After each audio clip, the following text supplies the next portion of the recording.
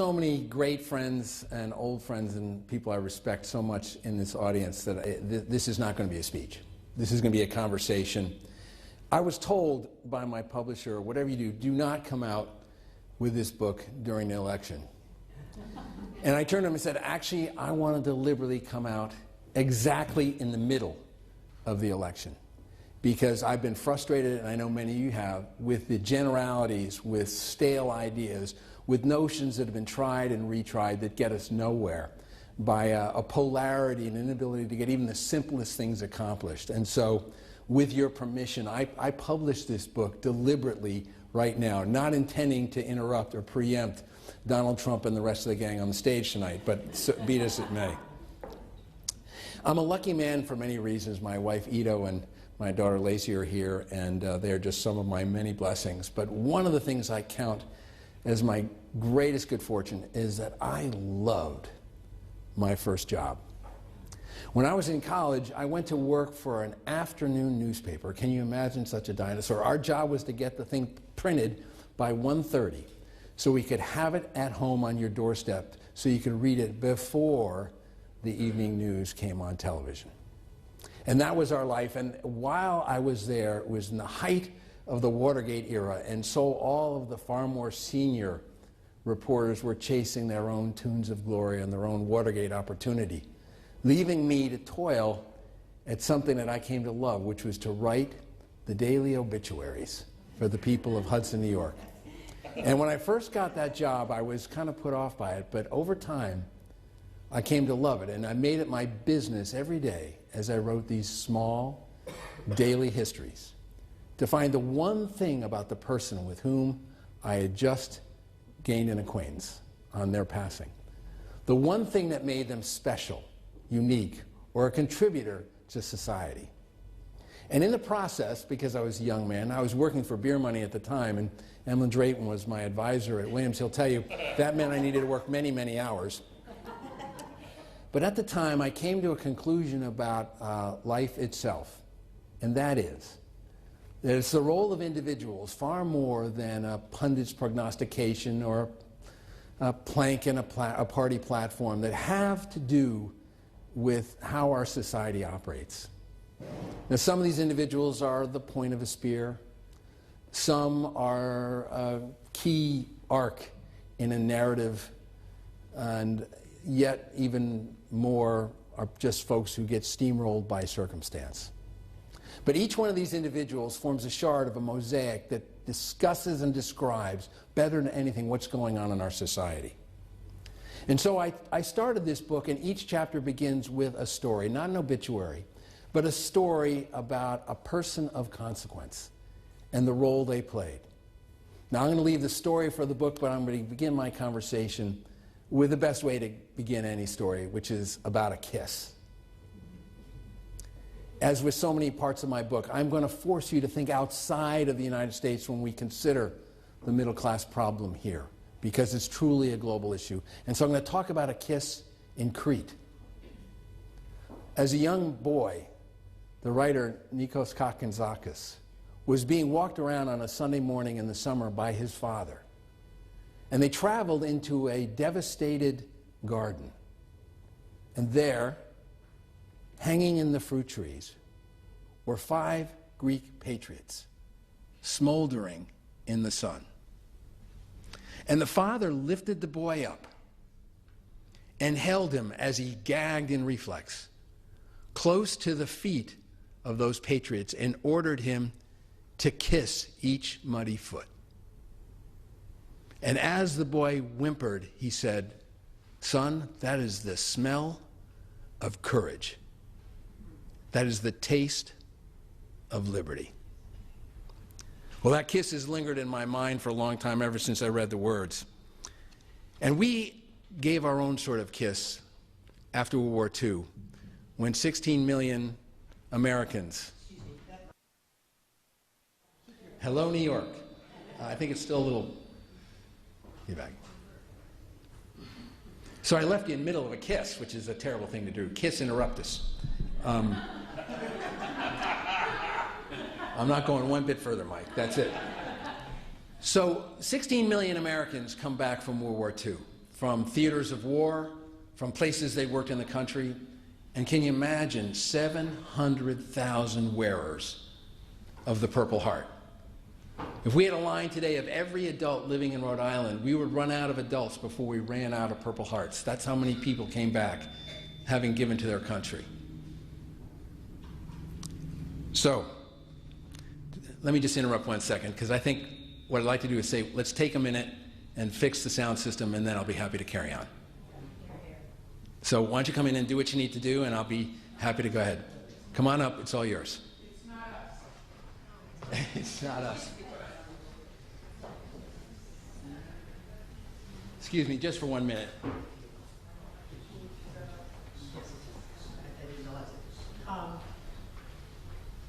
There were 6 people here today, making sure that this was working just fine. I'm going to turn this. Okay. My only thought is to try and keep your mouth close to that. Try and keep my mouth closer. Okay. It's loud. We'll try it again. Yeah, yes, the volume's up as high as it will go. No, that's what we need to remove.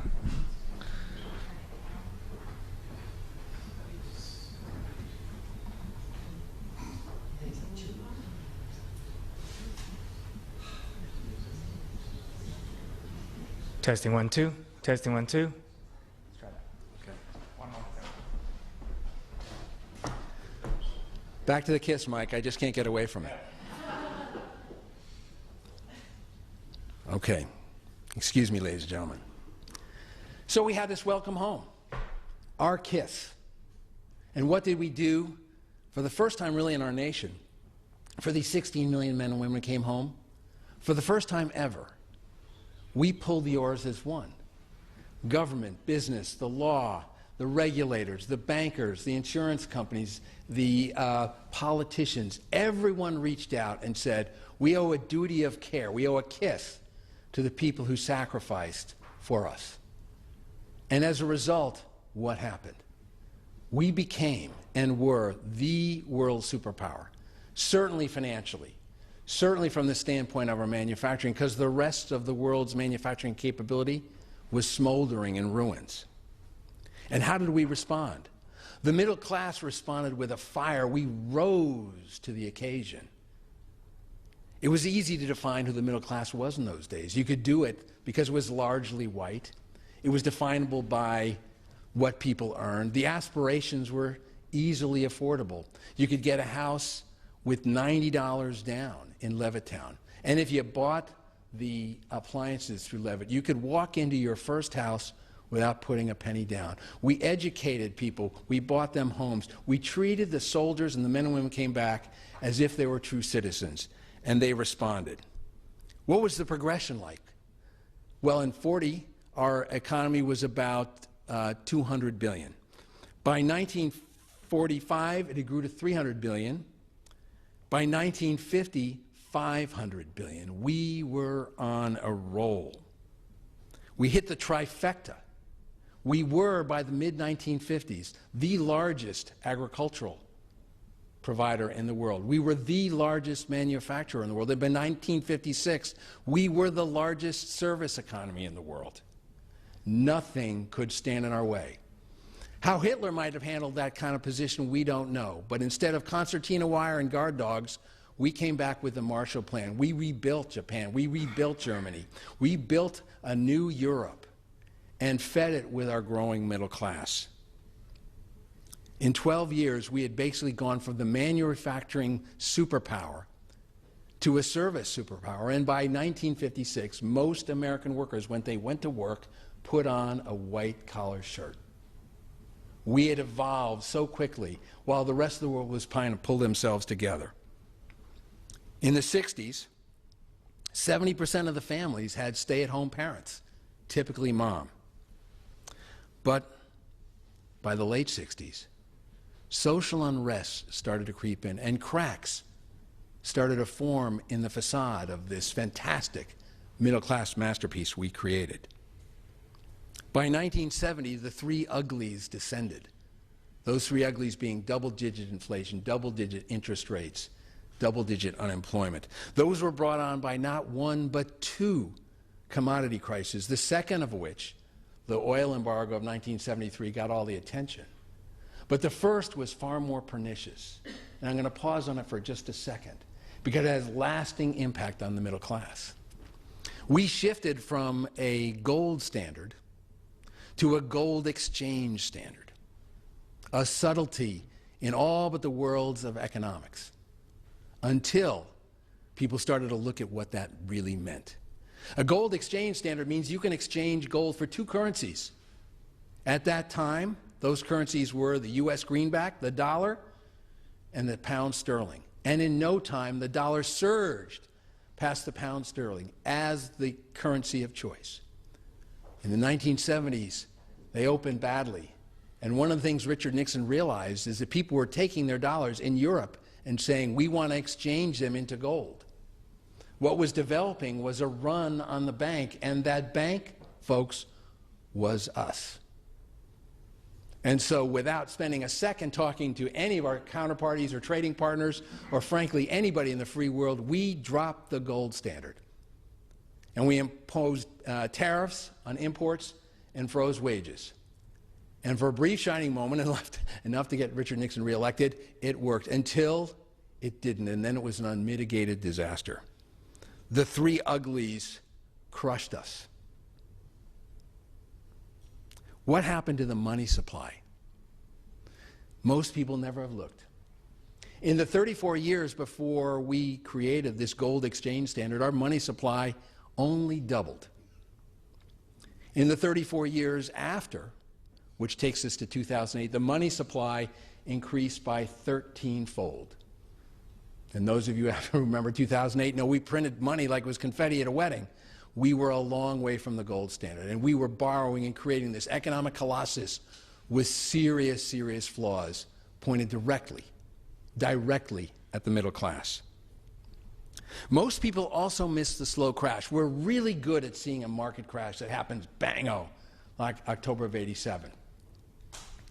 But from the mid-1960s to 1982, the market lost 25% of its value. And what's striking about that is that if you include the inflation, which was double-digit, 66% of the market value in real terms was lost. This is one of the worst crashes in our history, and it largely went unreported. That slow crash plagued us until Reagan and Volcker came into the scene and broke down at long last the garbled mouthful. And I'll tell you, when economists come up with a name for something because they haven't seen it before, you know they have no idea to fix it. I'm talking about that garbled mouthful called stagflation. That inflation was runaway and jobs and the economy and growth were going nowhere. What did they do? Well, the prime rate went up to 21.5%. Think about that today. That's 2% a month for most borrowers. In 1980, inflation was over 1% a month. Our economy was crushed. But what they determined, particularly Volcker, is the only way to bring this fever under control was to nearly bankrupt the country. And what they did is they raised the prime rate higher and higher, crushing manufacturing, crushing automobiles. Chrysler went bankrupt, crushing the building trades, crushing everything that required borrowing in order to grow. But by 1983, the fever had broken. The fever had broken in the form of structural redistribution. What had basically happened was inflation dropped to 3%. The problem is that for the middle class, that relevant inflation to them, for all the moderation of inflation, did not go down. What do I mean by relevant inflation? What does that have to do with the middle class? Middle class life at the time meant a new house, a new car, health care, college for your kids, retirement, and one more thing, the belief inside that your children were going to be better off than you are. And that relevant inflation got absolutely crushed. How do they respond? Well, first they put mom to work. By the 1970s, 43% of women were working, way up. And at the time, only 10% had degrees. By 1960, over 60% were working and a third had degrees. Today, 70%, a near complete reversal from the 70% stay-at-home moms. But relevant inflation kept climbing, and real wages were flat. And family after family kept asking the same question: what do we do? How can we make it? How can we possibly survive? And then, like the dawning of a new day, it occurred to them: borrow. In 1957, there weren't but a handful of credit cards. 10 years later, in 1967, there were 100 million credit cards in the country. By 2007, there were 1 billion credit cards in the country. By 2008, consumer debt stood at $12.75 trillion. Today, we face an entirely different middle class. And global competition has gotten so acute. That's where you have to look, by the way, if you really want to know what's going on with the middle class today, outside our borders. Do not pay attention to the domestic policy ostriches. The solution is over there. Let me give you an example. Most people know that China and India sit at well over 1 billion people. There are 1 billion more Chinese than there are Americans in population. So let's go down the list. Now, who's number 3? Way down from those 1.2 billion India is the United States at 320. That much is well known. But in the last 5 years, change on the leaderboard has been pronounced. And now the next 5 countries in terms of size are Indonesia, Brazil, Pakistan, Nigeria, and Bangladesh, all with economies smaller than ours but growing much faster than our own. And if you look at Italy and Spain and Britain and France, they're all about 60 million. Germany's 80 million. Japan is 127 million and shrinking. How much is Japan shrinking? In the next 30 years, they expect that their population will shrink by 1/3. There are whole cities in northern Japan without a single woman of childbearing age.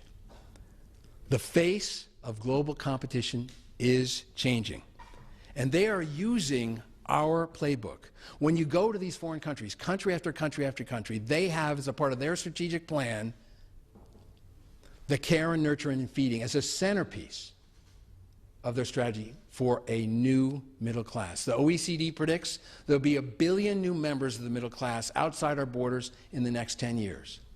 And in the next 10 years after that, 1 billion more. That's 10 times more people than the American middle class will be middle class outside our borders in 20 years. One of the things that strikes me when I think of the United States, if I had to pick one word that describes us when we're at our best, that word is frontier. Whether it's the frontier of the West, the frontier of science, we have a new frontier, and it's feeding the growing middle class of all of these countries, these 40 or 50 countries that have middle class life as a centerpiece of their strategy. There is not enough growth inside our borders to feed our middle class. Anybody who tells you so has not done the most basic math. The solution is over there. At the same time, we have to look at what's going on here. Wages have continued to stay flat. And just to give you a sense, from 1948 to 1973, productivity doubled, and so did wages. From the oil embargo of 1973 to today, productivity has increased by twice again. It's doubled again. But real wages have increased 4%. Where has all that money gone? I'm afraid to say it's been structural distribution. And we've not been told reliable information. Every month, we get the jobs report, jobs data. But the most important piece of information is left out: the market value of a job. A job is not a job, is a job. What we are creating is entry-level, low-wage jobs. And that's one of the big challenges. The face of our middle class has changed dramatically. If you look at the makeup of our country today, there are 45 million poor people in this country today. Entirely too many. But just above that seam are another 50 million that I call in my book hovering poor. Just a twist of life's knife away from an experience in poverty. One of the leading causes of bankruptcy for the low middle class is a cancer diagnosis. A trip to poverty might involve something as simple as an accident in your car, or your kid's sudden illness, or the loss of a job. And so all these poverty-fighting organizations whose sole motive was to get people above that poverty line, that no longer works. Take a look at SNAP, food stamps, Supplemental Nutrition Assistance Program. Look at how that's grown. In the year 2000, we were spending $20 billion on SNAP. 2012, we were spending $83 billion. 48 million people in our country were on food stamps. Now, when I talk about this hovering poor, what that means is that 40% of the children in this country will spend some part of their childhood receiving food stamps. That's how the face of this country's middle class has changed. Now, I want you to do me a favor. I want you to imagine in your mind every single person living in the city of Los Angeles, every man, woman, and child. And add to that every man, woman, and child living in the city of Philadelphia. All those people. That's how many people there are between the ages of 16 and 25 in our country, are what I call NEETs. They're not in employment, education, or training. They're doing nothing. Can there be anything more diminishing than being 22 years old? You dropped out of school 6 years ago. You don't read at grade level. You don't do math at grade level. You have no opportunities, no job opportunities, no prospects. That is an anchor on our middle class.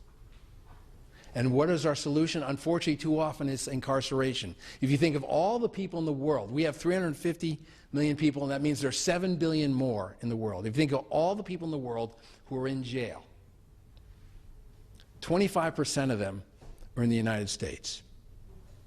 No country in the world has a higher proportion or a higher absolute number of children in prison than we do. I have gone to Rikers Island. I have gone to the high schools there. There are kids in prison trying to study in high school, and they outgrow their shoe size during their stay in prison. And what do you get for that experience up in Rikers Island? Do you get a good citizen at the end? Do you get someone who's trained to do something and be valuable? Do you get anything that's positive in terms of society as a whole? No, the only guarantee you get is that 75% of those young men particularly who were there will be back in jail within 180 days. We have a fundamental problem with our youth in this country, and we cannot ignore it. Anybody who is running for president and doesn't have, as a part of their strategy, what to do with these needs. This will cost us $100 billion a year annually. It will be an anchor on middle-class development. Now, one of the things that happens all the time is people come to me and say, it's simple. This is simple. All we do is you fix education, and that'll fix things. Okay, just fix education. End of conversation. I'm going to take the other side of that. Just how good does that teacher have to be? Imagine the city of Dallas. Anybody here been to Dallas? Dallas has got 1.2 million people and growing. When the school bell rang today and the students walked out the door of their school in K through 12 public schools in the United States, the number of people in the city of Dallas, that's how many kids walked out of school with no home to go to. They walked out to their tent. They walked out to the shelter. They walked out to their car. They walked out to wherever they had to go. Just how good does a teacher have to be for the 8 hours he or she is teaching that young person to cope with the 16 hours of food insecurity, of homelessness? We have a problem in this country that is multi-layered. You cannot solve the education problem with a race to the top or any stimulus program if the people sitting in the class are hungry and scared and homeless. Now, look, one of the things we have to do is face the world. We have to face the world because outside our borders, that's where 80% of the purchasing power now lies. 92% of the economic growth is outside our borders, and 95% of the consumers are outside our borders. So we have both a home game and away game that we have to play. And what I'd like to do now in the few minutes that are left is talk about a few ideas that you will not hear on the debates, Because what you're getting there is pablum from people who have never created a job in their lives. So how can they possibly tell you, Democrat or Republican, how to do it? You're getting warmed over ideas like doubling the capital gains rate. Like that's going to solve the problems of our middle class. Or bump the minimum wage. Sure, we've done it 7 times since Reagan. Let's do it the 8th. And find out once again that you bump it for a little while, it feels good, there's a little extra spending, and everything else adjusts. Pricing adjusts, spending adjusts. Now we've had the president say that he wants to create time and a half for people who work that long in overtime. You know what? I'm all for it. But those spending things are necessary small steps, woefully insufficient to solve the problem of the middle class. Because here's the real thing we should be afraid of. If you really want to know what to be scared about, it's the answer, I don't know. I believe there will be 2 billion new members of the middle class outside our borders. But what I don't know for sure is the middle class of the world an endless, shining sea of opportunity? Or is it more like an infinity pool where water spills over the edge and redistributes to other part of the pool? I'll come back to that in a second.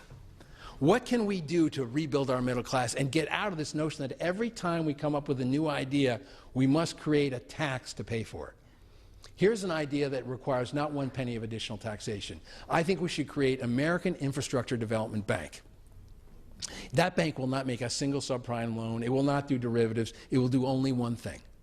It will fund the infrastructure of our country. Everyone, Democrat, Republican, everyone agrees, no one contests, our infrastructure is creaking. If you go to China, if you go to India, if you go to the developing countries, they say, why are you letting the greatest infrastructure in the world wither away? There's no argument here except how to pay for it, and here's how you pay for it. You commit right up front, and we should right here, right now, commit, we're going to spend $1 trillion and rebuild our infrastructure. To do that in a development bank, you'd need $250 to $300 billion. Let me tell you where you get it. You go to every public pension fund. You go to every union pension fund. You say, we're going to put your people to work. You go to every 1%er. You go to every hedge fund. You go to every corporation. You say, now is the time. We want you to put money in this. You will benefit. You benefit from our infrastructure it is today. Time for you to reinvest. So that leaves about $700 billion we got to borrow. How do we do that? In World War II, we had war bonds. Now I say we create job bonds. You go to every American citizen. You say, now is the time for all good people to come to the aid of their country. Pony up. Invest in yourself. What will happen is we'll engage the American people in the rebuilding of our infrastructure. We'll create great middle-class jobs, and the beauty and the virtue of the jobs we're creating is they're multiplier jobs. If you fill them, someone has to hire 1 or 2, in some cases 3 people. So a job becomes another job, becomes another job. But more important than any of that, you create American momentum.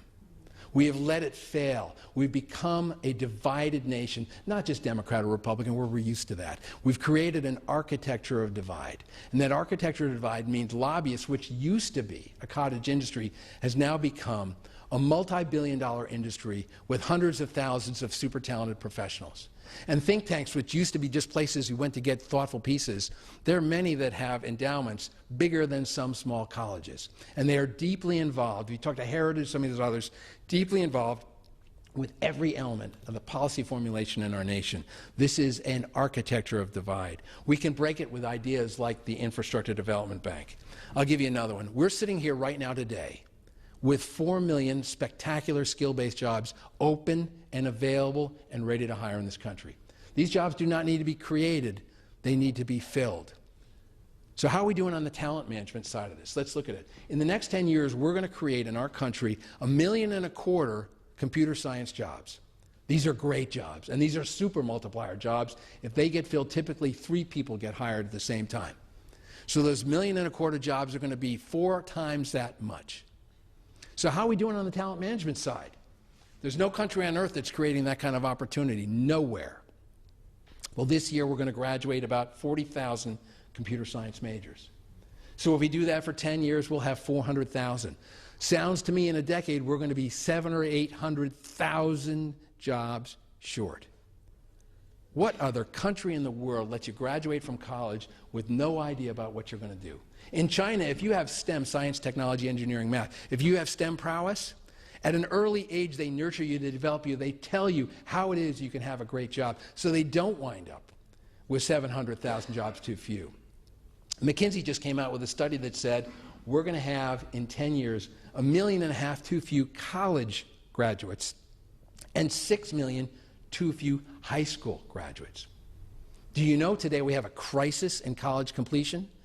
The average junior college in this country, 92% of the part-time students do not graduate in 4 years. Can you imagine a business where you'd tolerate a failure rate like that of 92%? Now, we're talking about free college, and maybe that's the way to do it, but the truth is the crisis of college completion is a big part of the problem. 70% of the kids who graduate from our high schools go on to do training, college, junior college. The majority of them do not finish. That's something that doesn't require the genius of job creation. That doesn't require the genius of anything other than getting people the skills necessary to fill those jobs. One of the things I would do immediately, in every state, if I were in charge, if every municipality is create an Office of Regulatory Sanity. We had a nearly $1 trillion expansion plan.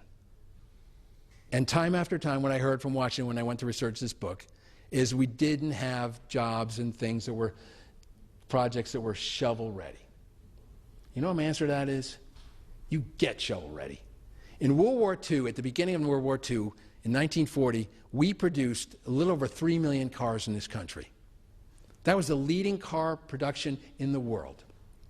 From 1941 until the end of the war, because FDR said we are out of the car business, we did not make 150 cars. Ford became an aircraft manufacturer. Other manufacturers made Liberty ships. The government of the United States is cloaked in immense power. But what it's lost the ability to do is focus on the vital, powerful issues that face it. We waste our time on nonsense, and things like the crushing of our middle class is a dagger, the hilt is hovering right there in front of us. You know, one of the things that I think we should do is everything in our power to encourage business creation. Everybody knows that the cradle of job creation is new business. My attitude is you should not double the capital gains rate. Leave the 1% out. I don't care. I'm saying to somebody, if you go out and you create a business, and in 3 or 4 years you've employed people and you prosper, and you sell all or part of your business, your company, I think you're entitled to a giant tax break. I think you've done everything we want you to do. This is building the middle class, and we should help you out. And if you want to cut out people who earn too much, fine by me. But we should be moving heaven and earth. If we have a president running now, because we got 20 Democrats and Republicans, and every one of them claims to be champion of the middle class, I have not heard one quality specific from one single person running. I've heard things like, let's do zero-based budgeting. You know what zero-based budgeting is? You tear up your budget and every year start over. We can't agree in Washington if it's 10, 15, or quarter after 10. Can you imagine what it's going to be like if we go into the Army and the Navy and the Air Force and say, guess what, gents? Ladies and gentlemen, you have to start from zero and decide how you're going to defend the country. Or Medicare and Medicaid, how you're going to defend. Zero-based budgeting is a fantasy. Frankly, it's a fantasy in business, but it's an even bigger fantasy in government. We have fantastic notions like bumping minimum wage, bumping these things that have nothing to do with creating a strong middle class. What should we do outside our borders? Listen, some magical stuff is going on. Some people in this country are pretty shrewd about it. You go to Houston, I'll tell you, something magical is happening there. People don't realize this, but if you think which city in the country has the third largest consular corps after Washington, D.C. and New York, would it surprise you that it's Houston, Texas? And that's not because of proximity to the State Department. But there are over 1,000 consular corps there representing 45 countries. They're there because they want to build a relationship. They want to build a relationship to create their own stronger middle class. One example I would say to you, when you think about what could we do, who knows better than Americans how to build a strong middle class, what the needs are, what the wants are of a strong middle class? I'll give you just one example. If you look at all of Asia except Japan, take Japan out of the equation, all of Asia, the growing is probably going to be the Asian century. The amount of money they spend on their health care is about 4% of their economy, about 4% of their GDP. As you know, we're close to 5 times that amount. If I'm sure of anything, it's that as the Chinese gain more middle-class members, as Indians start to have engineers earn some money, one of the first things they're going to want for themselves, for their wives, for their kids, one of the first things they're going to want is quality health care. There's a company, not 100 miles from here that just raised a $200 million round of financing, and their strategy was they're in the tumor blasting business. They blast cancer tumors, and their strategy that got them to raise all the money is they said, we're going to take our technology to China, because China is going to be the biggest country, and soon with the biggest economy. It'll have the most sick people, by the way, the most people with cancer anywhere in the world, and we're going to build our business bringing middle-class quality health care to the folks in China. The more we feed the growth of the middle class in these other countries, the more we'll grow. To give you a sense of the opportunity, think how many cars out of 1,000 people there are in the United States. Answer, about 450. Think how many cars out of 1,000 people there are in Germany. 500 per 1,000 people. How many cars out of 1,000 people in India? 10. How many cars out of 1,000 people in China? 32. Ladies and gentlemen, these giants are just getting warmed up. They are poor, poorer than we are. They are much, much bigger than we are. China will become the biggest economy with a large capita. So on a per capita basis, they will have a low economy.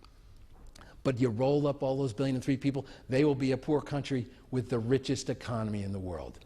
The only way for our middle class to survive is to focus on the problems at home and deliver the kinds of services I'm talking about here. We are innovation nation. We are the disruptors. We have ways to change things. We understand this that other nations simply cannot. If we want to give the world's biggest kiss to our middle class, that's what we should do. Thank you very much. It's a pleasure to be with you tonight.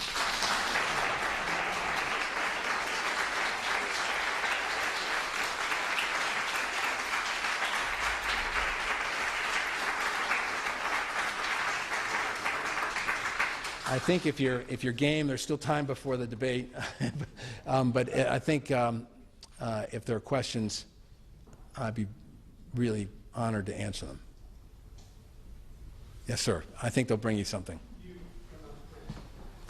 didn't say much about the outstanding debt of the country and its dramatic growth over the last generation, let's say, or since the 80s, for example. But you added that a development bank should resolve a lot of the infrastructure issues for the country by borrowing. Can you talk a little bit about your feelings about the impact of the crushing weight of, to use your phrase, crushing, of the outstanding debt of our country and how that's affecting the outlook for economic growth? I'm glad you asked the question. Honest to God, it's a seminal question, and so let me come to it because the trouble is I could read the 400-page book. There's so much in there, but that's a great question. Here's one of the problems. We have to borrow about 40% of what we spend every year. Okay, that's not something that I would recommend or sustain because the amounts are so big. And there's only one country in the world that can provide that kind of lending. It ain't Japan. It's not Germany. There's no place else but China. And if we somehow fall out of love with China, we will not be able to finance our growth. We are in a codependency with China, and the only way we can possibly live is to keep peace with China and figure out a way to reduce our borrowing. But we don't have an educated view of how to be efficient in government. It's the closest thing to eternal life is a job in government in this country. And we are not fastidious as citizens saying, why is this growing? So that whenever there's a new program, it's never what do we cut. In business, in the house, if you want to put addition on a house, maybe you go, don't get your teeth fixed, whatever it is. The fact is there are trade-offs we make as individuals that we do not as a government. Because the trouble is that everyone owns the problem, but no one really owns it. Now, when I talk about the Infrastructure Development Bank, I guess it's probably going to have to be federally chartered, but I deliberately made it as outside the purview of the federal government as you possibly can. Why? because the government is great at some things and not so hot at others, and customized deal picking for the government to put 6, 7, 800 million into Solyndra. What they know about one kind of solar technology over another, I'll just say, is nothing. They're completely clueless, but they went ahead and spent it. Why? Because they can't resist the notion of controlling everything from soup to nuts. And so when the way I structured this, I'm sure there'll have to be some federal oversight, but I didn't put $1 of federal money in it. But your question on the debt is central, and I'm not sure until we get a new kind of leadership, we're not going to be prepared to make the tough choices to fix it. The effect of raising the gas tax? Well, the gas tax has not been raised since 1993. And we've gotten a little bit of a dividend because what's happened with the oil world is OPEC has fallen apart. And why is it falling apart? In large part because they're responding to a sudden new competitor that's emerged called the United States. And so places like Saudi Arabia, typically when there's been a supply issue, have curtailed supply in order to keep the prices high. This time they said not so much. We're going to keep pumping. And so oil, last July, if we'd done this a year ago, was over $100, and it's in the mid-40s today. And I don't think the Americans are showing any particular interest in reducing. But the American people have nonetheless gotten a bit of a benefit. And so I get a little testy when people say, you just can't do this because it's going to destroy the economy. You just can't add a small increase of 25 cents a gallon for the gas tax, because the gas tax was created initially to fund infrastructure. But one of the challenges with infrastructure is that our government is typically thinking about the obvious stuff, and I'll give you a story as an example, if you don't mind. I'll hitchhike on your point. I'm involved through Robin Hood in a charter school in the South Bronx, in the worst neighborhood in New York. And at night, the kids were hanging out on the steps of the school, even on the coldest winter night. And we had no idea why, and so we sent someone to say, kids, what are you doing here? And the reason they were there is there was no place else in their community that they could go to get Wi-Fi. There's a digital divide in this country, and if we're going to be leading the digital revolution, and we are leading the digital revolution, if we're going to do that, we have to make the infrastructure. There are more pipelines to build than just the Keystone. There are more things to do than just rebuild our roads and fill the potholes. We have to make sure that every kid in America is digitally connected, because if they don't, we will see ourselves at the wrong side of that infinity pool.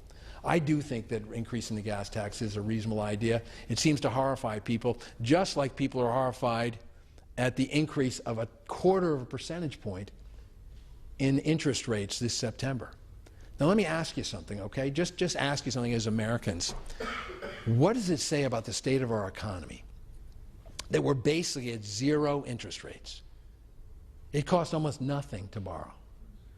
And inflation is nowhere. Our economy isn't overheating. And the notion that somehow our economic recovery is so tender that it can't withstand a 25 basis point, 25, 0.25 point rise in interest rates, it tells me we're not focused on the right things. I think we should, frankly, raise the gas tax. And my guess is because something like an infrastructure bank is a little too innovative, they'll let China do it. They just announced they're creating the Asia Infrastructure Development Bank. And 50 countries have joined it versus a dozen for our TPP. And by the way, some of the first to join it were Britain, Germany, France, our greatest. So I think China's onto this. They're willing to be more aggressive than we are. But I think the notion is a reasonable one. I sort of steer clear of it because I hate this notion every time we have a great idea, the only way to pay for it is raising taxes, because I think there are some more creative ideas, but I don't think it's a terrible one. Foreign policy, what do you think of Iran? What do I think of Iran? Part of the trouble is a deal guy should never criticize another person's deal. But here I go. Look, I know John Kerry. John Kerry is a friend of mine. I'm no John Kerry, okay? He was sent over with a job which was to get a deal done. Get a deal done. And red lines turned into pink lines, turned into I don't know what. And this notion that the only alternative for Iran is that they're going to go all-out nuclear war, and therefore we should buy and accept a bad deal, that will, in my opinion, destabilize the Middle East, my opinion, will create an arms race in the Middle East. In my opinion, will get more people who are allies of ours wanting the bomb. I don't think that's the deal we should do, my personal view. I don't think it has to do necessarily with our relationship with Israel, even though they've been our closest ally. I don't think it's necessarily that it'll destabilize us. It'll basically move Iran from back of the pack to the preeminent nation. I can tell you that I have friends who are involved in the oil business outside the United States, the Totals, the Eni, and they're describing Iran as an entrepreneur's candy store. They cannot wait for sanctions to be lifted. They can't wait to spend $100 billion there to build Iran into the leading oil production power, because look what's going on in the Middle East. Egypt is diminished. Iraq is torn apart and it will never come back. Whether the caliphate, what it looks like, it'll never come back. Libya was never much in the first place, but it's not much now. The Saudis are a spent force. They have the largest oil reserves, so they can continue to pump at $40 a barrel, and it doesn't matter because they still have plenty of money to keep the populace happy. But friends of mine who know a lot about oil say, you know what's going on is they're using more salt water to pump out the oil. And those of you who know anything about oil pumping, the way you treat a big field like that is you treat it gingerly, you treat it respectfully, you don't over pump it.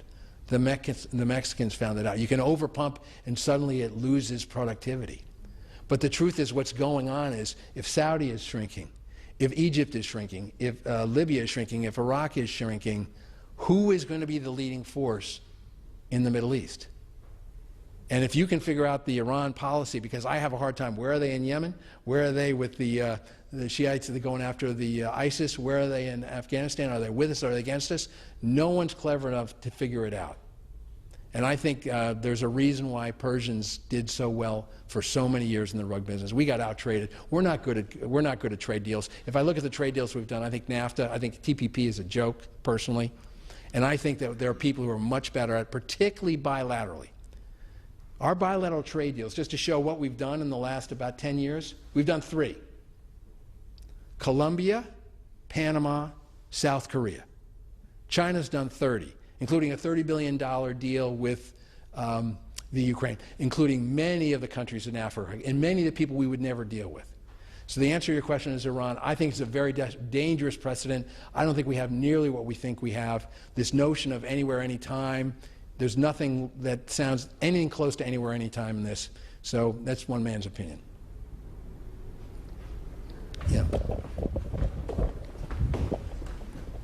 Oh, Peter. Peter, it's a great talk. Very disturbing listening to you. The world seems like there's so much to be done. But as we all leave this room, each individual leaves the library tonight, what would you like us as an individual to take with us? What can we do to make a difference? Okay, phenomenal question. Thank you. The title of the book is American Mojo, Lost and Found. We have it. There is no more talented organism on the planet than we are. We are the disruptors. We are the font of good ideas. Anybody who thinks we don't have new jobs, go out to the Silicon Valley. Go to the places in New York where they're thinking about new things. There are new businesses cropping up everywhere. A friend of mine in town has just discovered that a clever place to be is in cybersecurity. And so I take, I don't know if he's here tonight, I sort of take a page from Bing West's research. You listen to the officials and then you ask around. And you talk not to the coal mine manager, but to the person who's in facing the coal a foot away. And one of the things I've found is that cybersecurity is exploding. I was talking to somebody who was the #3 guy in one of the biggest banks in the world. And he told me that 10 years ago they spent almost nothing on cybersecurity, and this year they're at a run rate of $1 billion, and they're just getting warmed up. So you multiply that by every bank, every country. And I will tell you, when you meet with Jim Langevin, who some of you may know, who's our congressman who sits on a committee that oversees, he said he's been shocked by the arrogance of some of the CEOs who have come to see them, particularly CEOs in the power grid. And by the way, I'm no terrorist. But if I was going to start somewhere, you really want to screw things up, the power grid is sitting there and we are not doing near enough. That's just one example of the kind of things that we could do. There are many others. We dominate in cell-based regenerative medicine. We dominate in things like digital platforms. We dominate in the what I'll call the Airbnb and Ubering of society. If you look at the fastest growing type of job outside this country, it's temporary. That everything is going to be done on an as necessary basis. That's what Uber's about. That's what Airbnb's about. Everything is shared so that if you look at Spotify, where you basically are in the business of curating your music, we're going to curate our lives. We're going to take what we need digitally when we need it. We know how to do that. We know more about finance than any country in the world, 2008 notwithstanding. We know more about digital financial technology. Banks and insurance companies are going to be disrupted like we've never seen before. That's not going to happen in Japan. It's not going to happen in Russia. It's going to happen here. We're going to figure that out. So the thing I would take is I would take the confidence that we have the reservoir of talent, the enormous sparkling reservoir of American talent. And what we have to do as individuals is feed that talent, help these kids who have not completed their college or their junior college to complete. There's a simple example. There's a woman that we met at Robin Hood who was, she had 3 young kids. She was going to junior college and she stopped going. Not because she didn't love what she was doing, not because she didn't want her degree. The 80-year-old woman who used to take care of her kids got too sick and she couldn't afford babysitting. You know, there are people out there that are doing exactly what we want them to do. They're working hard, they're paying their bills, they're paying their rent. But we have set up little obstacles for them and we are being uncaring about blocking them. I'll give you one more example. There's a woman I know who's 40 years old in New York. She makes $38,000. She has a nephew who lives with her. She pays her rent every month. Her job, I was going to leave it to the end, I'll tell you. Her job is she's a special needs teacher in the public schools. She is doing exactly what we want her to do. How did I encounter this woman? The Bronx apartment building where she lived had a flood. A pipe burst. Her apartment and many others were flooded and therefore uninhabitable. She did not have the kind of W-2 that would enable her to go out and get a new apartment. She did not have the 2 months rent security deposit. She did not have the ability to take her child and go and come up with the 3 months and go and rent another apartment. And so I first met this woman, this beautiful woman who is a caring special needs teacher in a homeless shelter. She was homeless. She had the capacity to pay her rent. She didn't have the capacity to clear a few hurdles. What we're doing as a country is we're creating obstacles for people who want to do the middle class. This notion that there are 47% who are takers is completely flawed. Of course there are people who are lazy and taking advantage, but the vast majority want to do something. We have kids who want to go to school. We have kids who want to complete their college. And what we have to do, each one of us, what's that wise and kind thing that each one of us can do so that our American mojo truly can be found? Thanks very much.